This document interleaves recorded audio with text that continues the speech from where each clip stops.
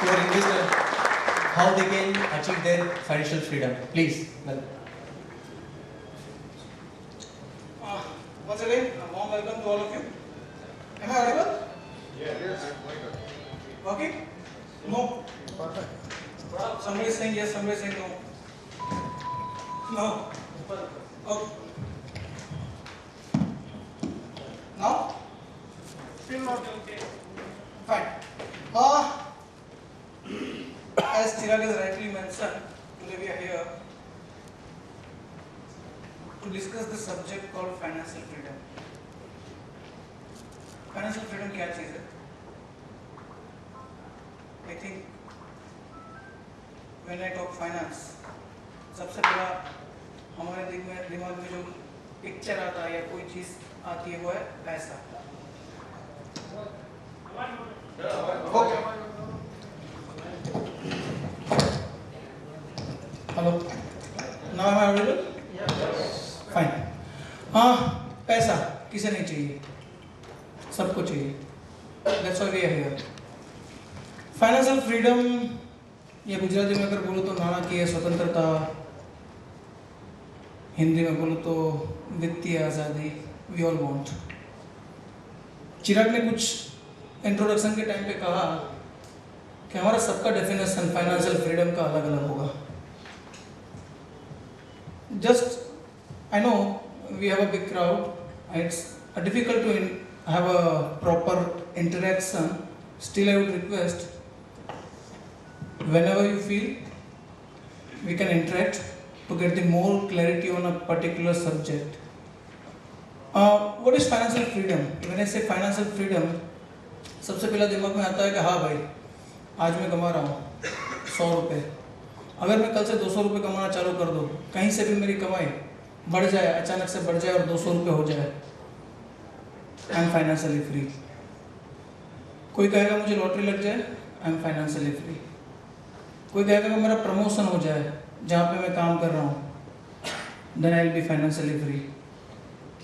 Somebody will say मेरा loan चल रहा है, आई एम फाइनेंशियली फ्री. तो सबका डेफिनेशन एक अलग अलग होगा. What we will try today is in next 30-45 minutes कि फाइनेंशियल फ्रीडम सही में क्या चीज़ है और कब आप ये क्लेम कर सकते हो कि आप फाइनेंशियल फ्रीडम अचीव कर चुके हो, वो डिस्कस करने की कोशिश करेंगे आज. और उसका जो प्रोसेस है through which all of you can achieve the financial freedom in your life, वो प्रोसेस डिस्कस करेंगे. फाइनेंशियल फ्रीडम सिर्फ अमीरों के लिए या पैसा ज़्यादा कमाते हैं उसके लिए नहीं है. फाइनेंशियल फ्रीडम अगर प्रोसेस जो है वो सही तरीके से फॉलो किया जाए तो हर एक व्यक्ति अचीव कर सकता है. आई start my presentation with the disclaimer. I think normally क्या होता है कि कोई ऐड या कोई भी प्रेजेंटेशन होता है उसके प्रोडक्ट के लास्ट में डिस्क्लेमर देते हैं. जैसे कि म्यूचुअल फंड में डिस्क्लेमर देते हैं लास्ट में, mutual fund investments are subject to market risk, please read the offer document, blah blah blah. But I would like to start my presentation with the disclaimer. Why? In this particular session, we are going to discuss or talk about the beliefs. आपने जो सालों से, I think यहाँ पे काफ़ी लोग हैं जो मेरी जितनी एज है उतना उनका एक्सपीरियंस होगा शायद, या उससे थोड़ा कम, 20-25 साल का भी एक्सपीरियंस होगा कमाई का, इन्वेस्टमेंट्स का, फिनांस सब्जेक्ट का. तो आज की तारीख में just let me before I start my presentation give me a disclaimer. I am not going to talk about what you believe. आप क्या सोच रहे हैं, आपने क्या believe over a period of time पैसों के लिए या तो फाइनेंशियल प्लानिंग के लिए बनाई है, इन्वेस्टमेंट के लिए बनाई है, उससे मुझे कुछ लेना देना नहीं है. So at point of a time you might feel कि ये क्या चीज़ हो रही है, क्या बात हो रही है, but I am here to discuss a subject called financial freedom on the basis of financial planning and scientific process. क्या होना चाहिए. तो अगर किसी को भी कहीं पे भी कुछ लग रहा है कि नहीं ये तो ऐसा कैसा हो सकता है, मैं तो 15 सालों से इस तरह से कर रहा हूँ, ये तो कुछ अलग ही बता रहा है, तो before I start my presentation let me tell you, you need to bear with me. As I say earlier, before starting my presentation, जैसे मैंने बताया कि फाइनेंशियल फ्रीडम का जो डेफिनेशन है वो हम सबका अलग अलग है. कोई बोलता है कि मैं अगर ज़्यादा पैसा कमाऊंगा तो फाइनेंशियली फ्री हो जाऊंगा. कोई बोलेगा मेरा होम लोन का EMI चल रहा है, वो जैसे ही खत्म हो जाएगा या मैं मेरी लोन भरपाई कर दूंगा तो मैं फाइनेंशियल फ्री हो जाऊंगा. डेफिनेशन अलग अलग हो सकती है, बट डेफिनेशन सबकी कहीं ना कहीं पैसों के साथ जुड़ी है. But this are the myths. अगर आपकी लोन खत्म हो गई और आप बोल रहे हो कि मैं फाइनेंशियल फ्रीडम मैंने अचीव कर लिया, रॉन्ग. आप सोच रहे हैं कि मेरा घर का खर्चा 20,000 है, मैं कमा रहा हूँ 18,000, कल मैं 25,000 कमाना चालू कर दूंगा तो मेरा फाइनेंशियल फ्रीडम अचीव हो गया. नहीं, गलत बात. What is financial freedom? In the world of financial planning और in the world of investment, पैसों के साथ आपका जो रिलेशन है उसमें दो ही पॉसिबिलिटी है. You have only two options, there is no third option.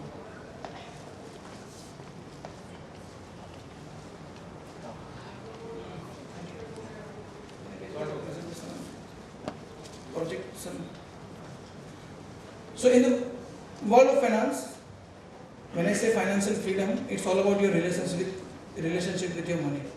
आपके पास जो पैसा है उसका और आपका रिलेशनशिप क्या है उसके ऊपर से पता चलता है कि आप फाइनेंशियली फ्री हो या नहीं. You only two choice. As I so मतलब ट्राई टू, जो मैंने एक इमेज में दिखाने की कोशिश की है, either be controlled by money or take control of your money.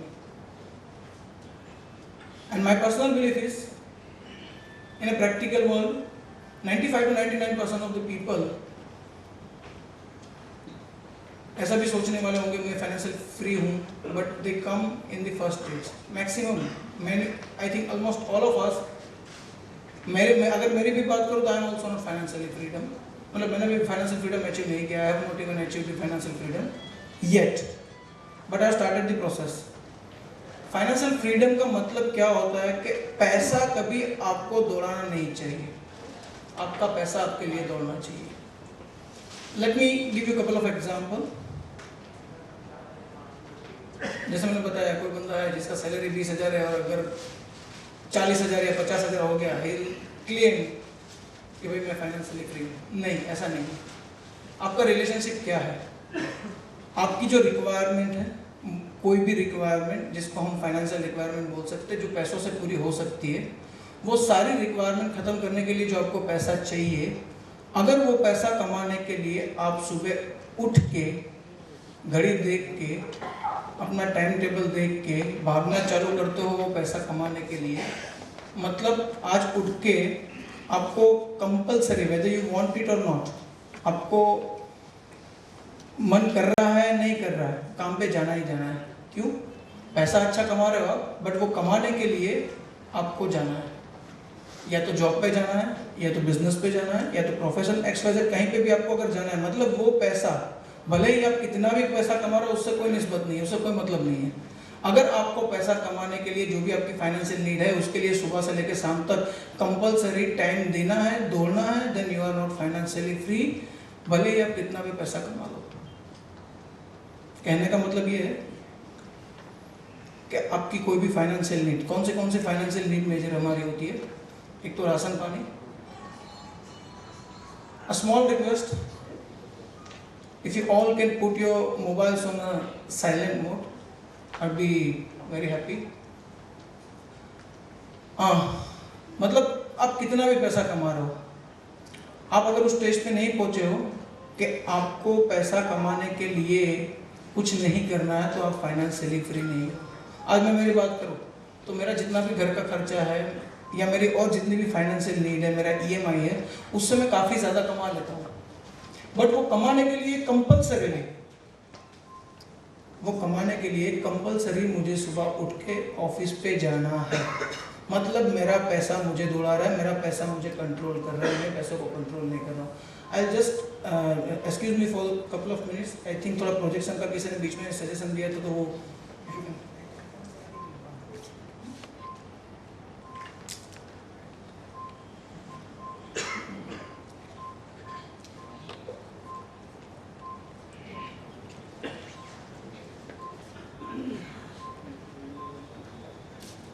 Thank you very much.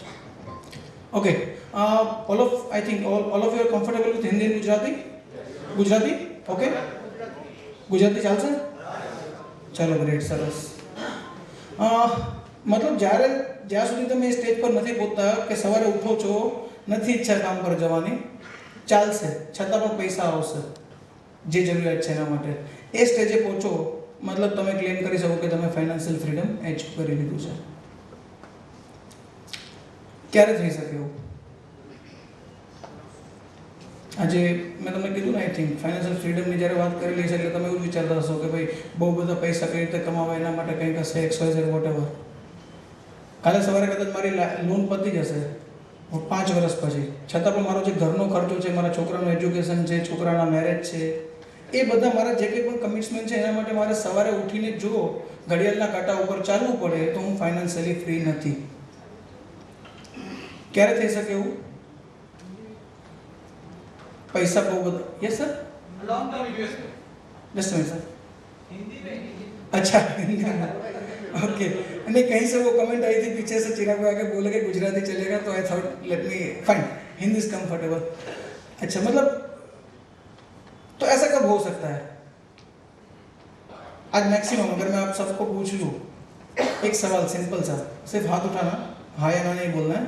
आप में से कितने लोग उस प्रोफेशन में हो या उस जॉब में हो जो सही में आप बचपन से सपना देख रहे थे? Just couple of hands are in the air. क्यों नहीं है? Only 2 people. बाकी सब क्यों नहीं है? होता है सर, बिकॉज हमारा पर्सनल एक्सपर्टीज या पर्सनल हमारा जो कुछ भी इंटरेस्ट होता है उसी सब्जेक्ट के अंदर हम प्रोफेशनली भी आगे बढ़ेंगे, ये पॉसिबल नहीं है. क्यों पॉसिबल नहीं है? Because we have a lot of financial commitments, और हमारे वो सारे कमिटमेंट्स हमारी हॉबी में से जो प्रोफेशन निकलेगा उसमें से कंपलसरी. से for example somebody is very keen to painting और डांसिंग, बट उसको घर चलाना है, और अगर पेंटिंग और डांसिंग में से पैसा उतना नहीं बन रहा है, बच्चे की पढ़ाई नहीं हो रही है, शादी के लिए गहने के लिए पैसे नहीं इकट्ठे हो रहे, तो कंपलसरी हमें क्या करना पड़ता है? कोई ऐसा प्रोफेशन या कोई ऐसी चीज़ चूज करनी पड़ती है लाइफ में पैसा कमाने के लिए जो हमारा ड्रीम नहीं है. Means you are controlled by money. First choice.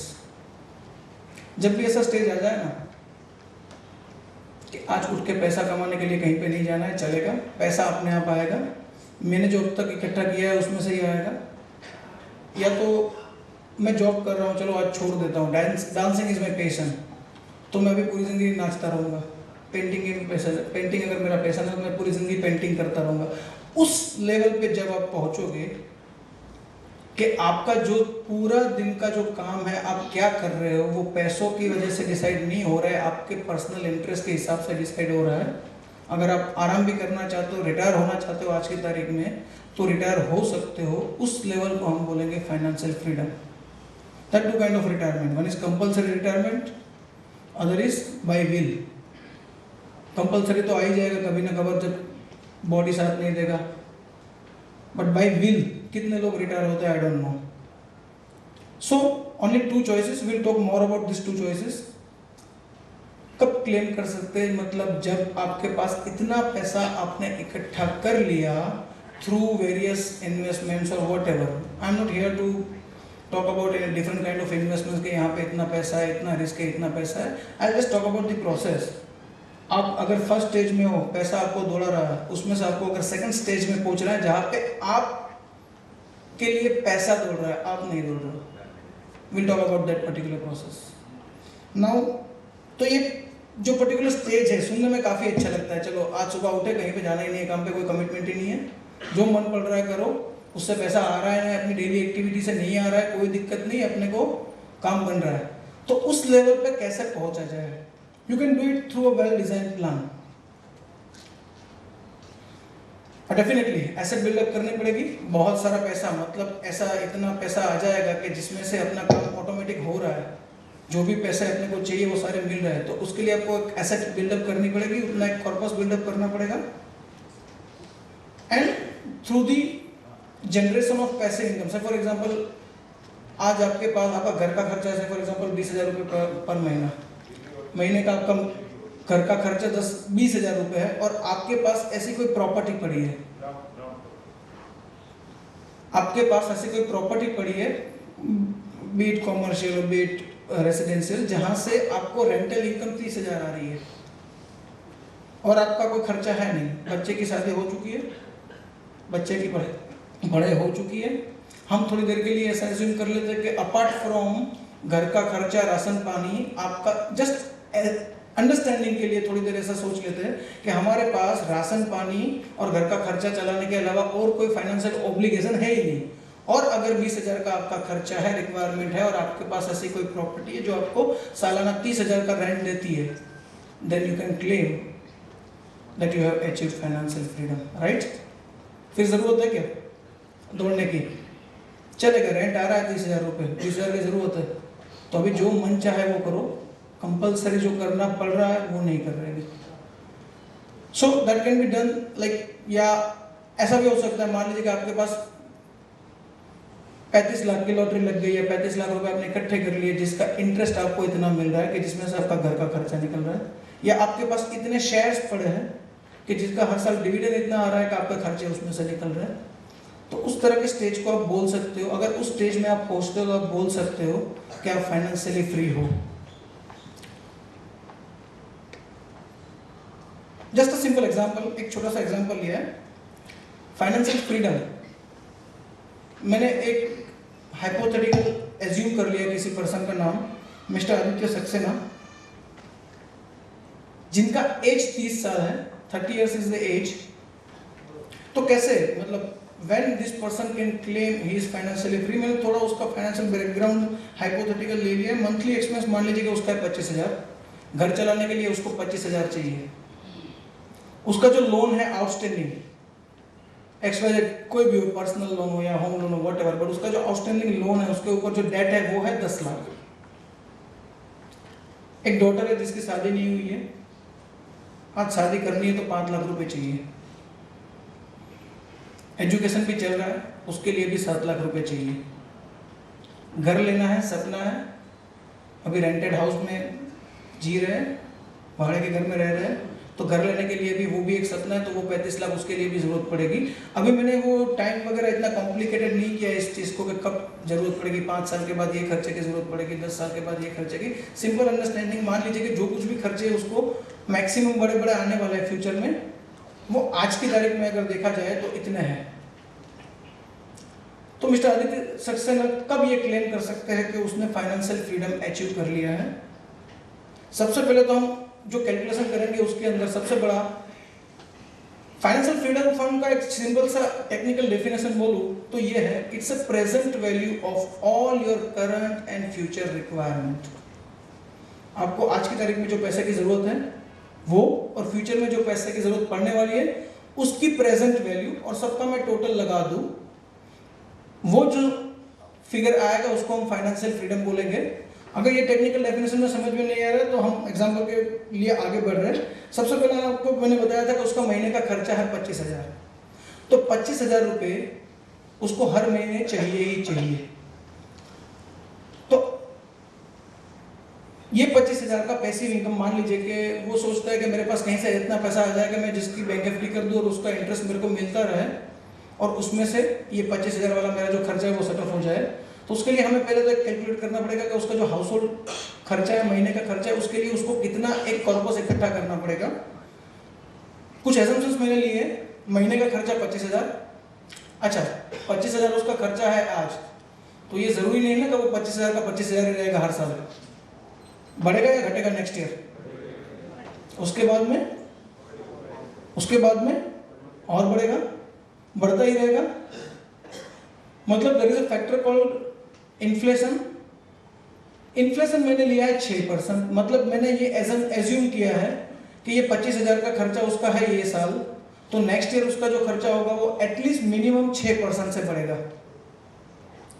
दूसरा मैंने ये कैलकुलेशन करने में ये एजम्पशन लिया है कि risk free rate of return, मतलब एफडी जो करेगा उसमें से जो उसको इंटरेस्ट मिलेगा after tax and all, just assumption for the sake of understanding, वो है 8%। मैंने उस महाशय मिस्टर आदित्य सक्सेना की एक एज्यूम की है कि लाइफ, उसको मैंने पूछा कि भाई तू तेरी लाइफ क्या एज्यूम करता है, तेरी फैमिली हिस्ट्री या तेरी हेल्थ और सबको मिला के मेरे को एक गेस दे। मिस्टर आदित्य सक्सेना बोल रहे हैं कि मुझे लगता है कि मैं मतलब जिस तरह की मेरी आदतें हैं 60 से ऊपर तो नहीं खींचूंगा। ये मैंने क्यों पूछा, क्योंकि आज उसको फाइनेंशियल फ्रीडम अचीव करना है तो 30 साल तक उसको पैसा कमाने के लिए काम पे जाना पड़ना नहीं चाहिए। मतलब कितने साल तक का मुझे प्लानिंग करना है वो पता करने के लिए मैंने उसको पूछा कि भाई लाइफ एक्सपेक्टेंसी बताओ, कितने टाइम जियोगे आप, उसको लग रहा है। हमने एजम्पशन ली कि मिस्टर आदित्य सक्सेना 60 साल जिएंगे। आप सबके केस में अलग अलग हो सकता है, कोई 70 बोलेगा, कोई 75 बोलेगा, but it is very important to assume this figure. क्यों? क्योंकि मुझे पता चलेगा, आपको पता चलेगा कि कितने साल के लिए मुझे प्लानिंग करना है। मतलब आज की 30 साल है, 60 साल तक जिएंगे ऐसा लग रहा है, मतलब 30 साल तक चले ऐसा पैसा उसको चाहिए। अगर ये सारी एजम्पशन लेके मैं उसका एक मैथमेटिकल कैलकुलेशन लगाऊं एक्सेल यूज करके, कुछ भी यूज करके, तो एक फिगर आता है 69,53,480 रुपीज। अगर इतने पैसे उसके पास आ जाते हैं, उसका जो इंटरेस्ट 8% के हिसाब से आ रहा है वो उसमें एक्यूमुलेट हो रहा है, उसमें से उसका जो घर खर्चा है वो साल का 25,000, दूसरे साल बढ़ जाएगा, तीसरे साल और बढ़ जाएगा। ये सब चीज़ों को ध्यान में रखते हुए उसके पास अगर आज की तारीख में 69 लाख है तो 30 साल तक उसको किसी के सामने घर खर्च के लिए हाथ फैलाना नहीं पड़ेगा।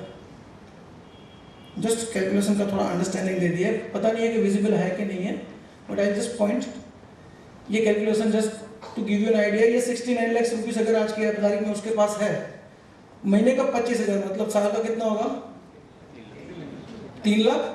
3 लाख उसने निकाल लिए, 3 लाख निकाल लिए तो बचा कितना? 66 लाख। उसके ऊपर 8% इंटरेस्ट, तो उसका एक साल के बाद पैसा होगा 71 लाख। 71 लाख में से नेक्स्ट ईयर वो जो घर खर्च के लिए पैसा उठाएगा वो उसके अंदर मैंने 3 लाख का कर दिया, 3,18,000। क्यों किया? Inflation, absolutely. बचा कितना? 68 लाख। उसके ऊपर 8% रिटर्न 74 लाख। और मैंने ये 30 साल का कैलकुलेशन किया कि अगर उसकी एज 67 साल होगी तो ये एजम्पशन के साथ वो जिएंगे तो 60 साल के बाद उसका जो फंड है वो जीरो होगा। तब तक उसको किसी के पास हाथ फैलाने की जरूरत नहीं पड़ेगी। मैंने बहुत कंजर्वेटिव एग्जाम्पशन लिया है। क्यों? मैंने ये नहीं सोचा है कि मतलब वो जाएगा उसके बाद, इसके अंदर एजम्पशन हम और जोड़ सकते हैं। कोई अगर ये बोलेगा कि मुझे जब भी मैं मतलब मेरी डेथ होती है तो मेरा एक और सपना है कि मैं मेरी फैमिली के लिए 50 लाख रुपए छोड़ के जाऊँ, वो मैंने अभी एज्यूम नहीं किया। मैंने एज्यूम क्या किया है कि मुझे उतना पैसा चाहिए कि मैं जब तक जी रहा हूँ तब तक मुझे इन्फ्लेशन एडजस्टेड मेरा खर्चा मिलता रहना चाहिए, और मेरे मरने के बाद अगर वो जीरो हो गया तो मेरे को कोई दिक्कत नहीं है। ये एजम्पशन के साथ मैंने ये कैलकुलेशन किया और वो कैलकुलेशन आया मिस्टर आदित्य सक्सेना का 70 लाख। सर यहाँ तक क्लियर है या कुछ बाउंसर जा रहा है? ये मैंने वो कैलकुलेशन कैसे किया, किसी को समझना है तो अपने एडवाइजर जो है उसके साथ बैठेंगे तो अब आपको exactly वो कैलकुलेशन बताएंगे। There is a financial formulas which we use for deriving such a figures. Before I move on to further slides, let me ask, tell me genuinely, just raise your hands, how many of you have done such kind of a calculation in your life कि भैया मैं retirement पे पहुंचूंगा तो इतना पैसा होना चाहिए, मैं 55 पे रिटायर होऊंगा, 75 तक जीऊंगा तो 20 साल मेरे को अगर चलाना है घर तो उस टाइम पे मेरा खर्चा क्या होगा, वो इन्फ्लेशन से हर साल बढ़ता रहेगा तो उसके हिसाब से मेरे पास कितना कॉर्पस होना चाहिए। Tell me genuinely how many of you have done that calculation for you? Please sir. The way the inflation will increase, I think it is a direct ratio with the rate of interest. Rate of interest will also increase, not in that ratio but proportionally definitely rate of interest. Past experience says. Absolutely sir.